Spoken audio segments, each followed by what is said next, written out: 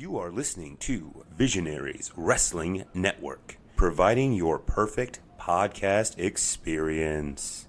M is for Mason. G is for Graham. B for Betcha. This is the MGB Wrestling Podcast, the podcast with PG-rated material accessible to wrestling fans of all ages.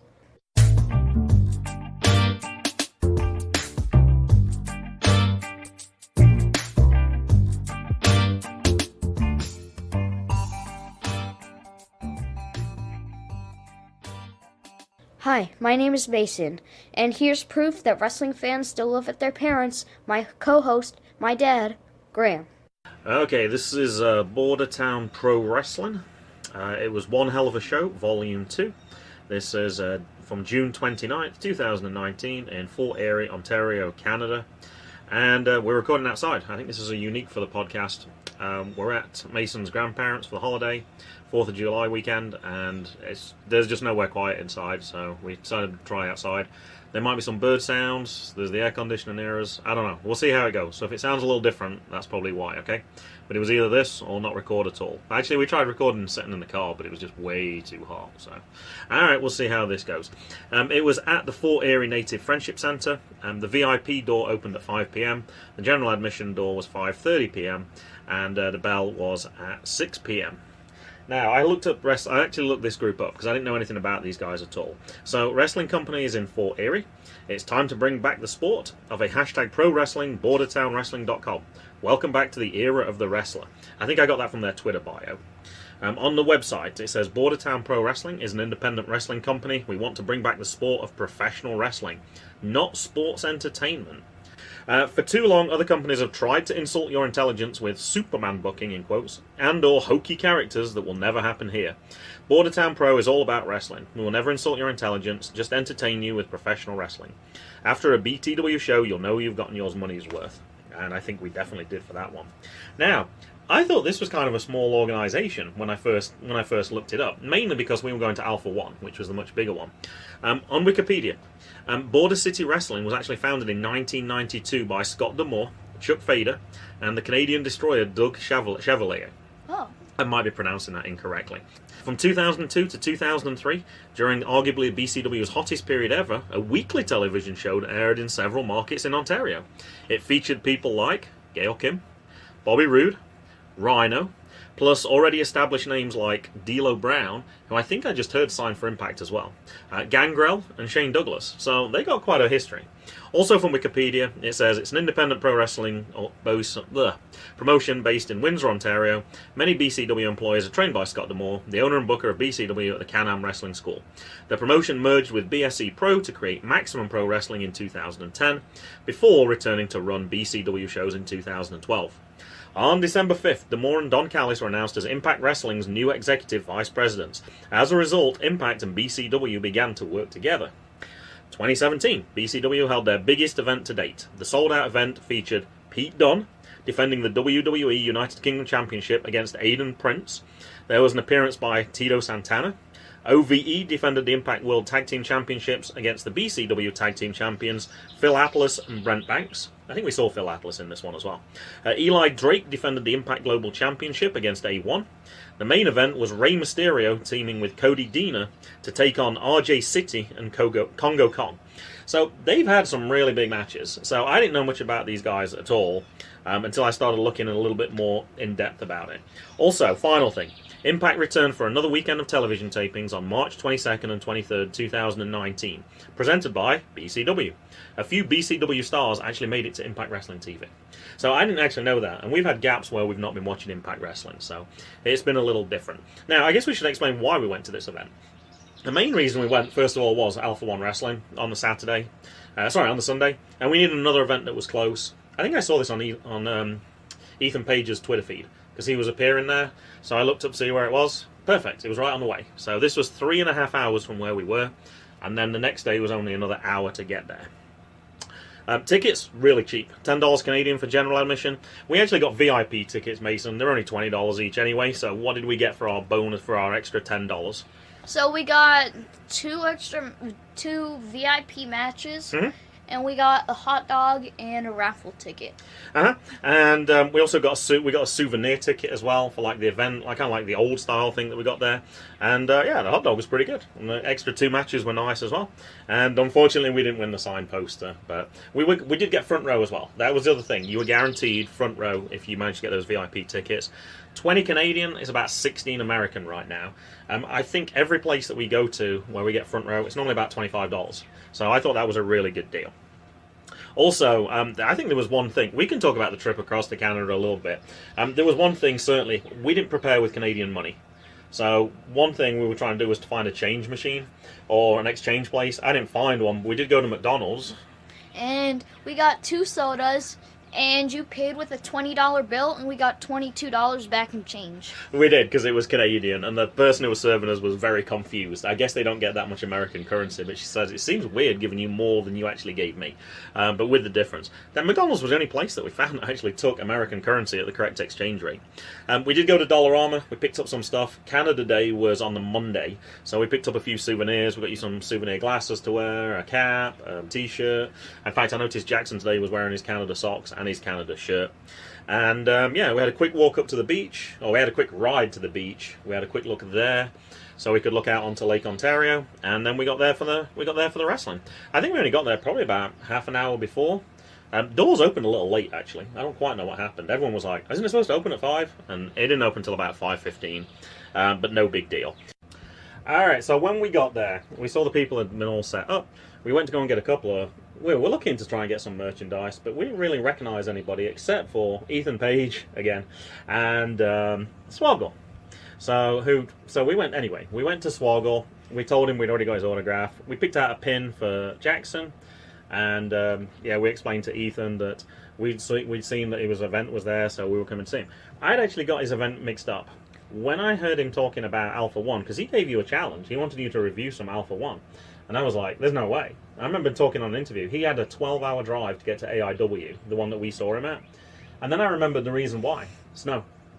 So when we actually looked up to see how far it was, it turned out to be 4.5 hours. Can you imagine 12 hours driving what should be 4.5 hours? And the other thing that was useful that we got a chance to talk to him for, I had some Canadian questions. I had no idea. Like, are you allowed to turn right on left? Like in America, that's perfectly okay. Our English listeners might have no idea what we're talking about right now. If you come to a traffic light and it's on red, you're allowed to turn right even if you're actually on red. But I wasn't sure if you could do that in Canada, so it was good to do that. I don't think I had any much currency. I think I paid Swoggle in American currency because I didn't have much.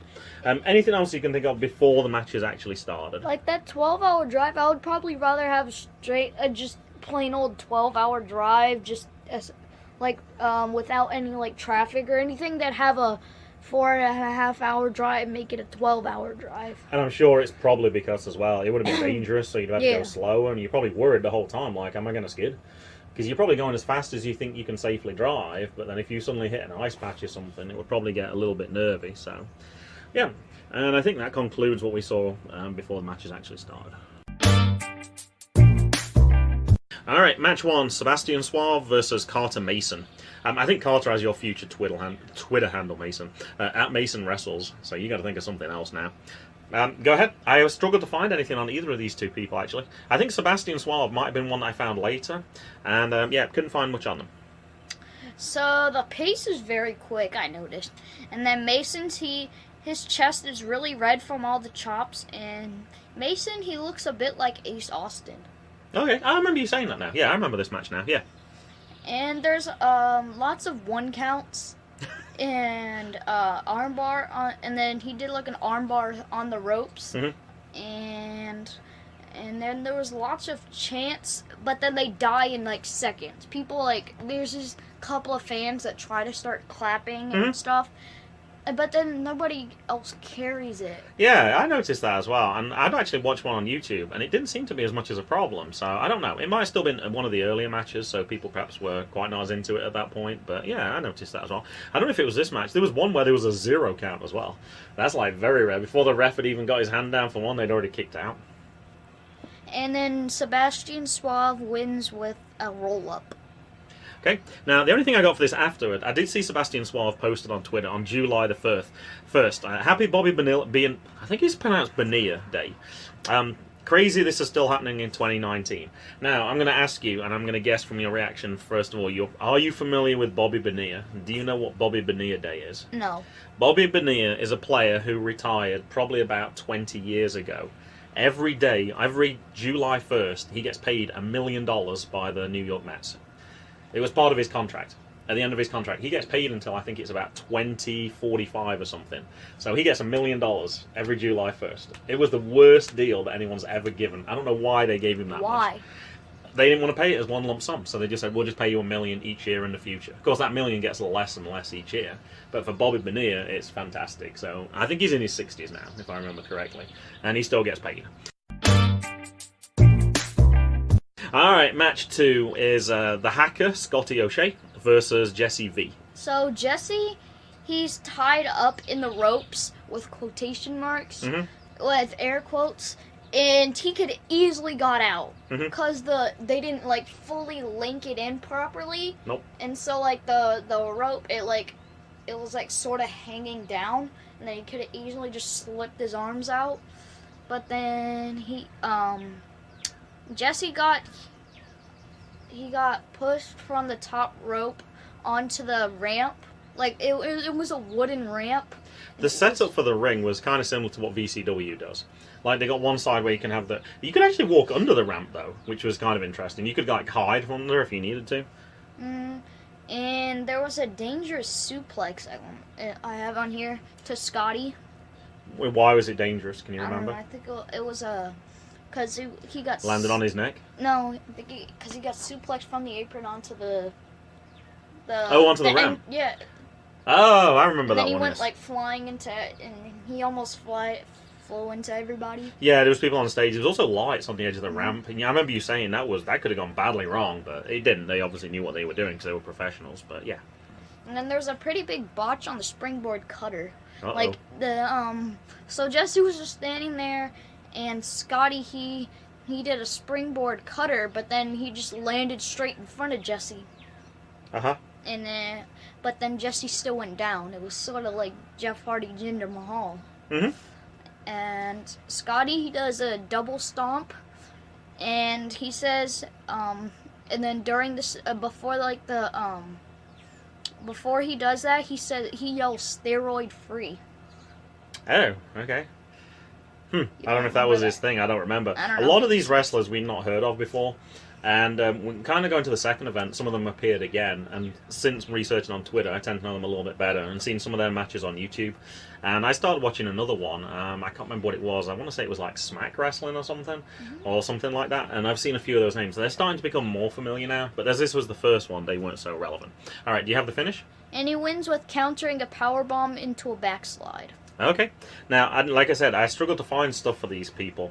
I did find the hacker Scotty O'Shea. He has his own podcast, so that one might be one I'm interested in. He might be talking with possibly people who are in Canadian wrestling, so that might be one to look for. And I did find a previous result for Scotty, which I probably should have mentioned at the start, actually. He was actually in the Border Town Niagara Falls title match, where he lost to Tarik, who we actually got to see a little bit later. In fact, not just a little bit later, next match. Match 3, Tarik versus Jim Stryder. Anyway, June 15th, Billy Gunn and Tommy Dreamer defeat the Pillars. Now, you probably don't know who the Pillars are, but it's that tag team who is... Yeah, I do. It was Jim Stryder's in it? Nope. It was Tarik and Tyson Dukes. That's why I'm... Tyson Dukes, I think. Sorry, Tyson Dukes. That's why Tarik gets mentioned for this one. Tommy Dreamer on Twitter. Wow, Kingston, Ontario, Canada. Over 2,000 people in the building. We raised lots of dollars for youth diversion. Amazing job. Wrestling is blessed. That's good. That's a big match. Tommy Dreamer and Billy Gunn together. Wow. All right, go ahead. Tell us about this match. So he obviously lost, right? They did, yes. Billy Gunn and Tommy Dreamer won. Oh, of course. You've got to put those guys over, I think, if they're making a rare appearance. And the Misfits, like one of the guy that Misfits, I didn't get his name at this point, but it was something Realm, Alec Realm. I think Alec I have Realm. it somewhere because they were in one of the matches at the end. Alec Realm, yes. Yeah, and then he backs away when Tarik enters the place, like the ring, Well, he walks outside first, and then he backs away, and then when he comes back, he says to us, I wasn't scared. Yeah, I remember that. He was pretty funny. That was right next to us as well. That comment was for only us. We were the only 2 people in that whole arena who heard that. I thought that was good that he was prepared to do that just for our benefit, to make it seem even more offensive, or more authentic, sorry. And Jim, he distracts the ref, while Alec, he does double teams. He attacks Tarik. There's a huge spear by Jim, and then the huge chop by Tarik. Jim, he kicked out of the go to sleep, and then Tarik, he hits Alec hits Tarik with the belt, and then ref got hit before, and then Jim is the new champ. He is, and I missed at the start. This was actually for the Niagara Regional Champion, and yes, Tarik lost this to Jim Stryder. Now, I got it wrong. It's not Smack Wrestling, sorry. It's Smash Wrestling. At Smash Wrestling, get your tickets now to see Team Smash take on Team Progress in Toronto. Unfortunately, it's on August 7th, so we're not going to be there. At Tarik Hates You versus at Jordan Devlin 1. Jordan Devlin against Tarik. That's a pretty big match. That's pretty impressive too. So, yeah, Smash Wrestling seems like definitely a good organisation to go check out as well. Alright, match 4. This is Nova versus Violet Lee. I think I missed some of this. I think this is when I went to go and get my hot dog. And I think this is when I went to go get it. Or it was something. There was something going on. I missed part of this match. I'm confused. So why are WWE wrestlers only allowed to wrestle at WWE and Progress? They don't wrestle at Progress. They wrestle at Evolve. Jordan Devlin's a little different because he's NXT. So some of the NXT people are allowed to go and wrestle at other places. Some. They have to get special permission to do that. And right now he's still an up and comer, so he's not like one of the top guys. He's not like an Adam Cole. Although Adam Cole's wrestling, I think, in New York this weekend for Evolve. I think. Oh.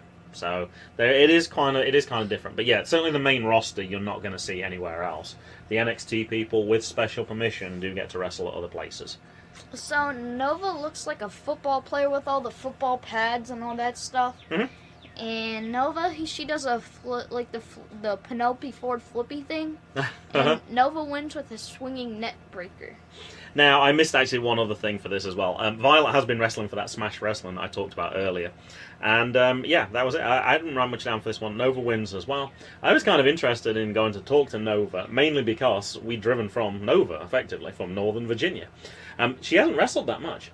I couldn't find her on Twitter originally. I had a question mark next to her name that said Nova, and I actually asked her later. I said, what's your Twitter account? And she told me. She'd mentioned only about a month ago that she'd only had, I think she said this was her 10th match.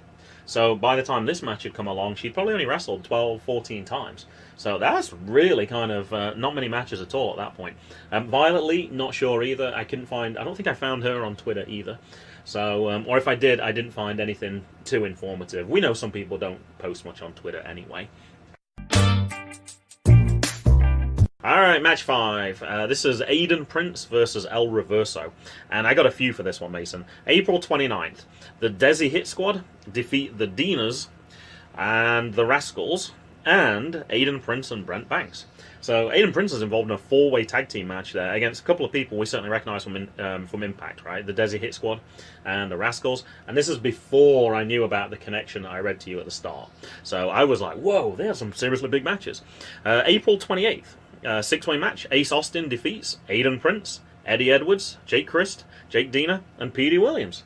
So he's been in some big matches. January 20th, your birthday, Mason. Tyler Bate defeats Aiden Prince in DWW Carnage. And there's a couple other names mentioned here as well.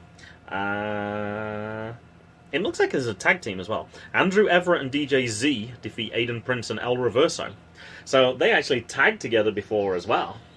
And they've obviously had some big matches there. That was also on an Impact TV show as well. And March 23rd, The North, Ethan Page and Josh Alexander defeat El Reverso and Rich Swann. also on an Impact TV show.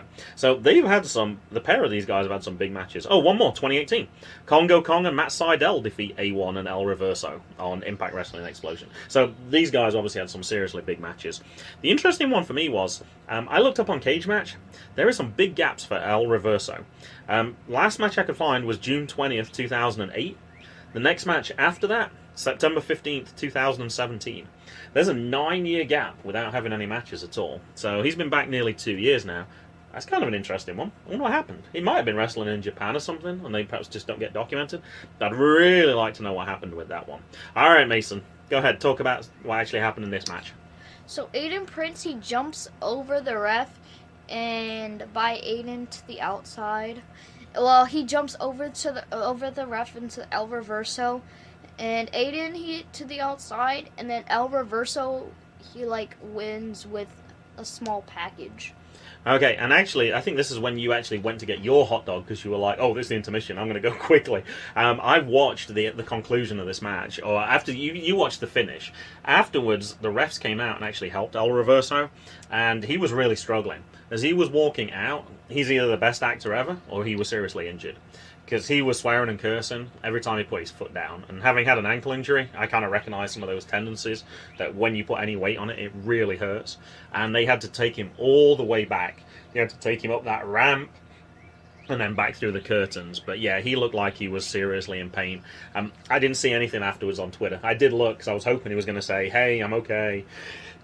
Took some x-rays, not seriously injured." I didn't see anything, so I don't have any update on that at all. Alright, so then that took us into the intermission.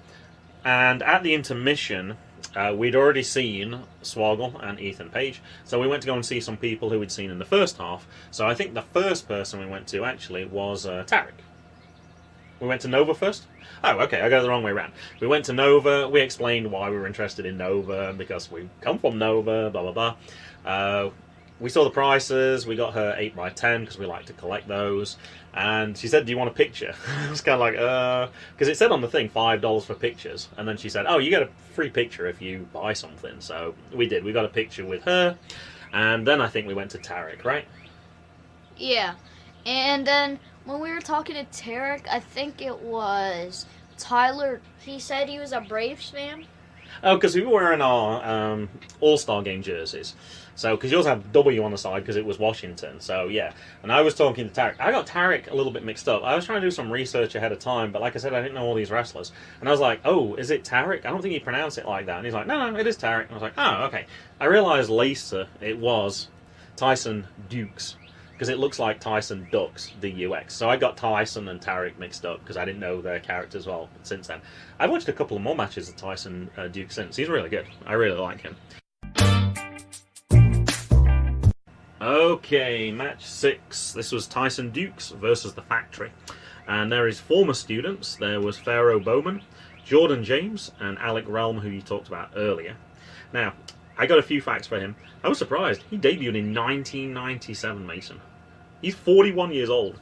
I would never have guessed Tyson Dukes was in his 40s at all. Yeah. I was shocked when I saw that. All right. With him being 41 and him wrestling since he was age 18, there's quite a few facts for him. He wrestles for numerous Canadian independent promotions, most prominently BSE Pro and Border City Wrestling. He joined the American Total Non-Stop Action Wrestling promotion in 2006. You recognise that as TNA, right? As a member of Team Canada at the 2006 World X Cup. Now, wasn't that the video you had? Was that the year 2006? No, I think I have 2014. Oh, was it as recent as that? I thought you had a really old one.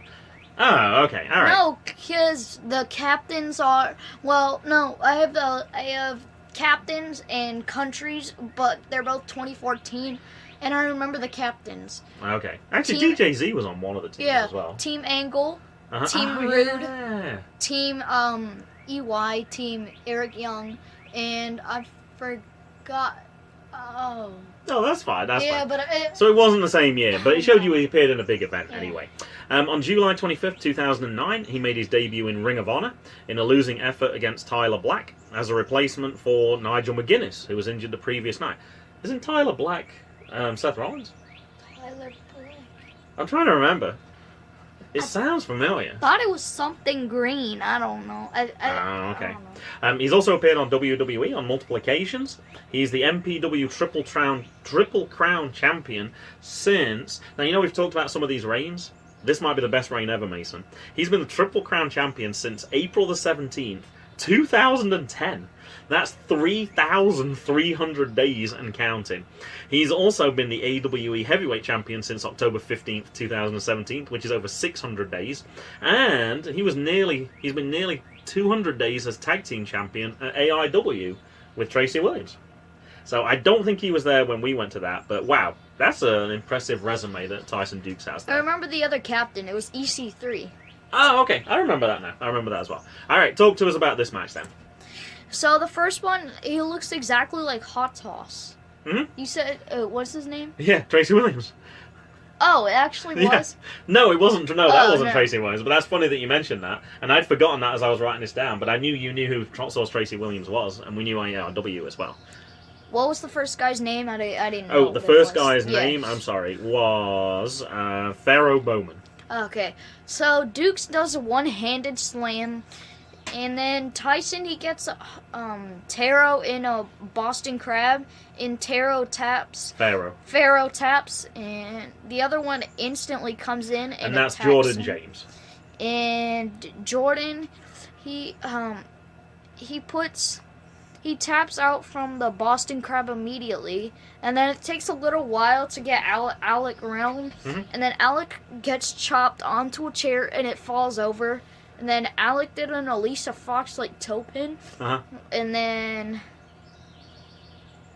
superplex to Alec, and then Alec, he kicks out of the second Death Valley driver, but pulls him up, but then Tyson Dukes, he pulls Alec up on the third Death Valley driver, and then but he wins with the fourth Death Valley driver. And we thought in this one that he's got no chance of winning, because we figured that, because one of the times somebody else came out, and I thought somebody came out and pulled him back in behind the curtain. I thought there was somebody else who came to try and interfere in this match. It's obvious that he wouldn't lose on the first one, though. Correct, and as it mentioned all three people, I kind of figured it was going to get to the third one. Probably should have said right at the start that it was a gauntlet match. I guess that would have been kind of an important piece that I actually missed out for this one. Alright, afterwards I saw on Twitter for Tyson, this is from July 1st. We are less than a week away from my son's debut match. So pumped and nervous all at the same time. Don't ask. I did buy new gear for myself to wear on his big day. So Tyson Dukes' son is going to start wrestling pretty soon as well. So that's something to probably watch out for. I don't know if Tyson Dukes is a first-generation wrestler, but if he's not, then his son will be a third generation to begin with. So that might be one to follow up in the future as well. Alright, match 7. Gabriel Fuerza versus Mark Wheeler. Now, May 10th, 2019, the BW Women's title. Jody Threat defeats Gabriel Fuerza. Didn't I say women's title? Why is Gabriel Fuerza in a women's title? I have no idea. They're both men, because we saw Jody Threat. Jody Threat is a woman. Jody Threat's the woman with the skateboard. Yeah, I forgot. I thought she was in I can't remember his name, but he was in Alpha 1. I thought it was a man, but it was Alley Katz and... Okay, alright. I got some other matches here. The Serpent Society defeated Gabriel Fuerza and Space Monkey. That's an interesting team, because I know Space Monkey is normally with the Space Pirates. And also Gabriel Fuerza defeats JT Kirk. Now, that's not particularly a famous wrestler, Mason, but so why have I picked JT Kirk as one of his matches? The CBPW Showcase Series Show 6. And it would be really funny if you didn't know because of something from today, but it sounds like you do. Captain Kirk's son? No, well, that's a fictional character, but no, that's it. James T. Kirk. It's the same initials. JT Kirk. So it sprung out to me because we've been watching some Star Wars, Star Trek recently, and I thought that was interesting that there's a wrestler who has a name. I wonder if that's his theme. I wonder if he comes out with like the Star Trek uniform on. I want to know more about this JT Kirk now, but anyway. May 25th, 2019, 7-way contract on a pole ladder match. Trey Miguel defeats Anthony Green. and Danny Adams, and Jake Parnell, and Jody Threat, and Justin Sane, and Mark Wheeler. That was why I mentioned it, because I'm Mark Wheeler. That was in Alpha 1. Mark so they Wheeler's had some big in names some there. pretty big matches. He's in some pretty big matches too. He was in a match when he was tagging. He was in a tag team match with somebody else against Colt Cabana and Hornswoggle in Alpha 1. And that's the one we'll review next week as well. So yes, he has some big matches in this. All right, go ahead, Mason. So Gabriel, he got him Mark looking up, and then he just like caught him and punched him. And Mark, he gets dropped onto the head very hard. And Gabriel does a standing moonsault, and Mark, he tapped, but he had to deal with Jessie V because he paid him a lot of money. Yep.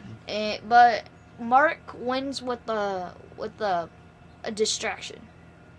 Okay, and he also, with winning, became the new Adrenaline Division champion as well. On Twitter from June 26th, this is Mark Wheeler. It's crazy how something I enjoyed watching as a kid could become my passion in life and save it at the same time. Professional wrestling has helped me so much. Social anxiety, an eating disorder, depression, among other things. Thank you, professional wrestling. I should have said that's actually June 2018.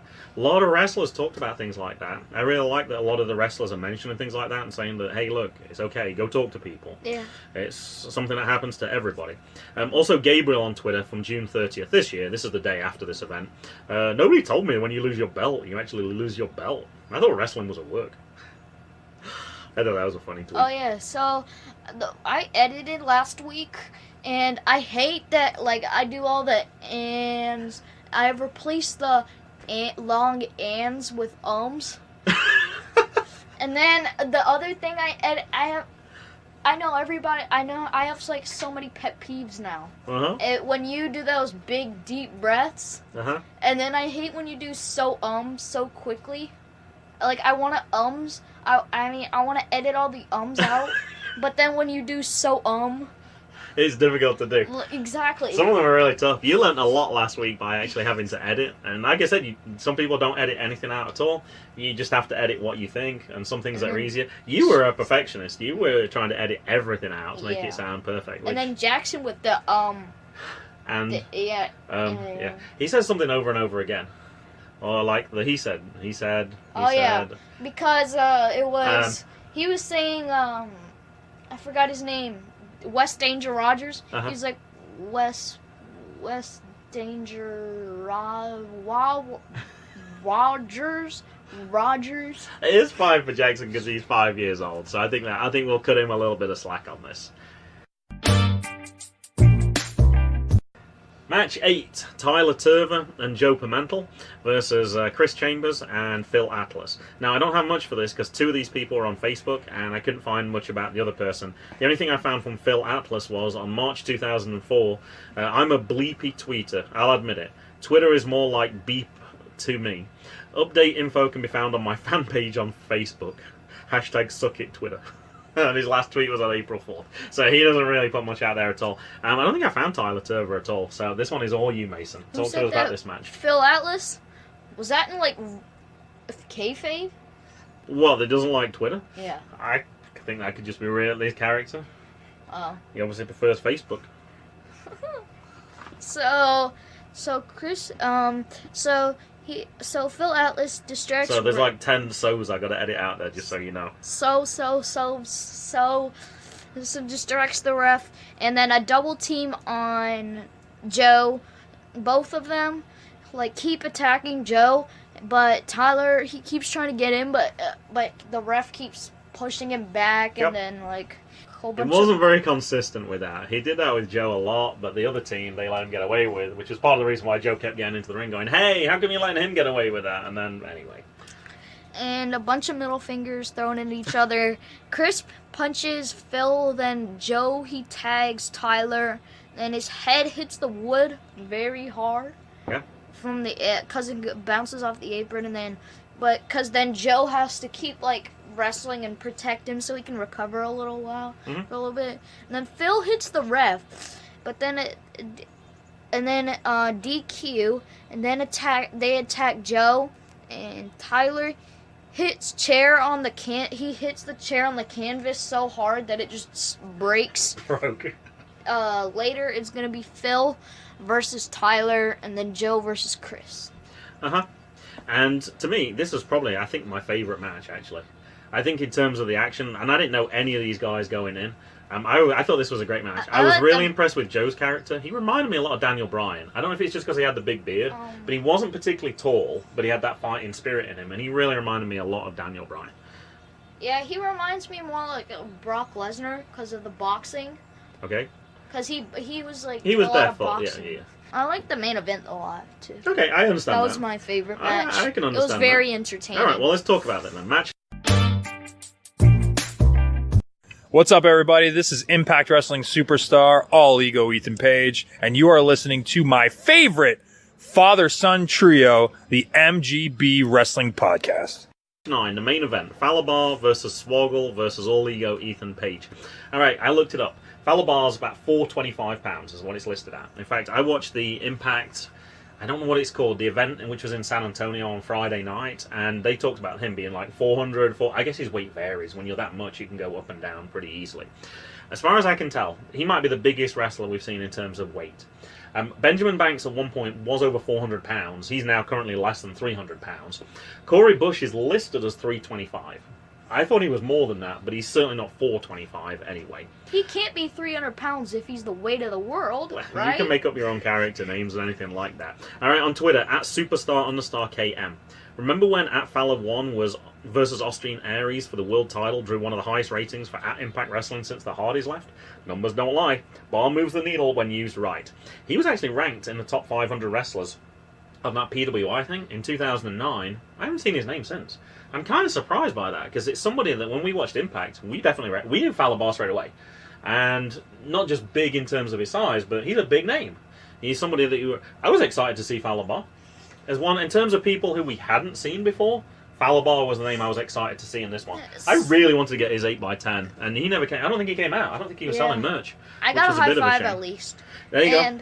The thing was, yesterday we went on a walk and Jackson was like swatting away the bugs, but kept hitting himself in the face, and it looked like he was doing the Fallah thing. And then I told him about the Fallah thing, and then he just walked the rest of the way home, smacking his head, saying "Bahh."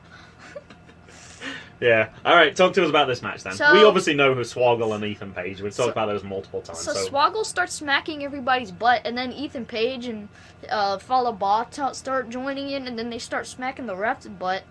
And then Swoggle, he does a purple nurple and then bites Fallah's butt. And then Swoggle, he scoops.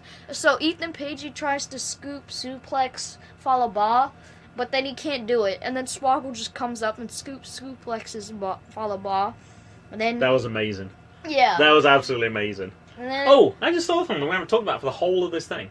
We're talking about Fallah obviously landing in the ring. This was the loudest ring I've ever heard. When somebody got slammed, because we said Jackson would have been scared if he'd have been there for this one. Every single time, because we were like, is Fallah going to break the ring?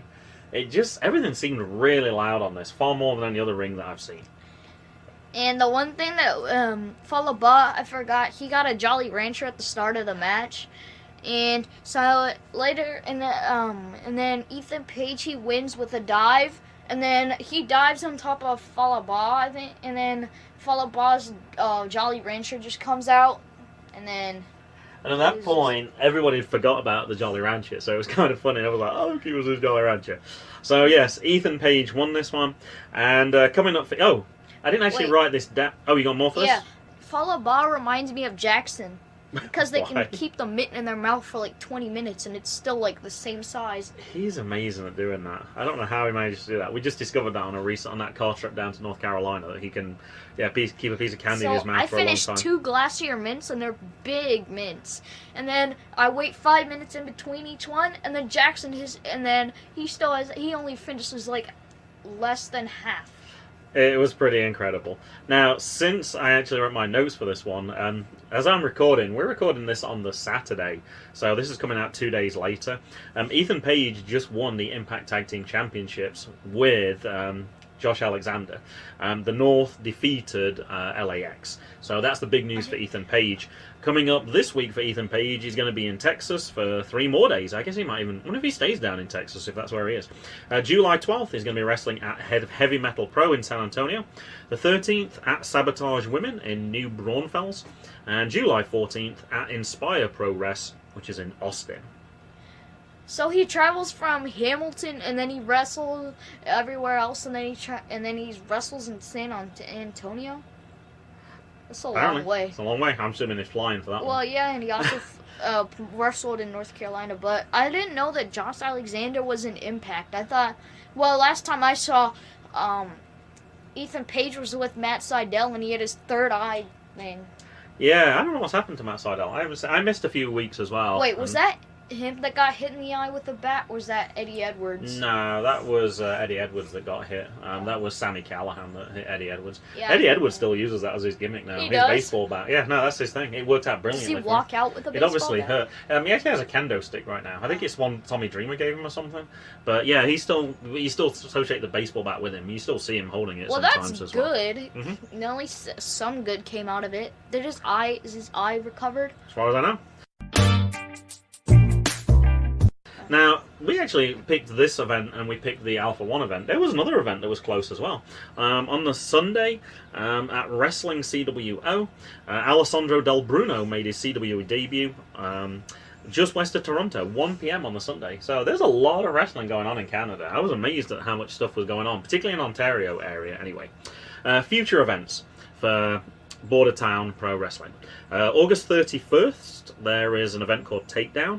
And there's also events in September, October, November, and December. So go check out their website and you can find out more details about that. And the VIP matches that we didn't actually talk about in the end was Young Love versus Adrian Ardane. And also the second one was Arcade TJ Karts versus Adonis. And I think we should probably leave these ones because we actually don't know the names of all these people. And we couldn't actually find them online either. So I think we'll just leave those ones for this time. You can follow Bordertown Pro Wrestling at BTP Pro Wrestling or go to bordertownwrestling.com. And I think that does it, Mason, unless you got anything to add at the end.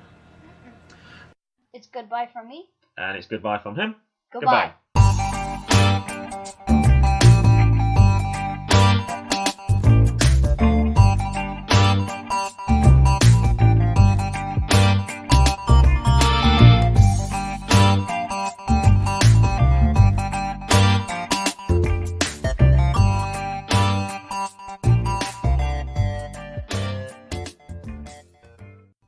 The music was Zigzag by Kevin MacLeod at Incompetech.com. Licensed under Creative Commons by Attribution 3.0.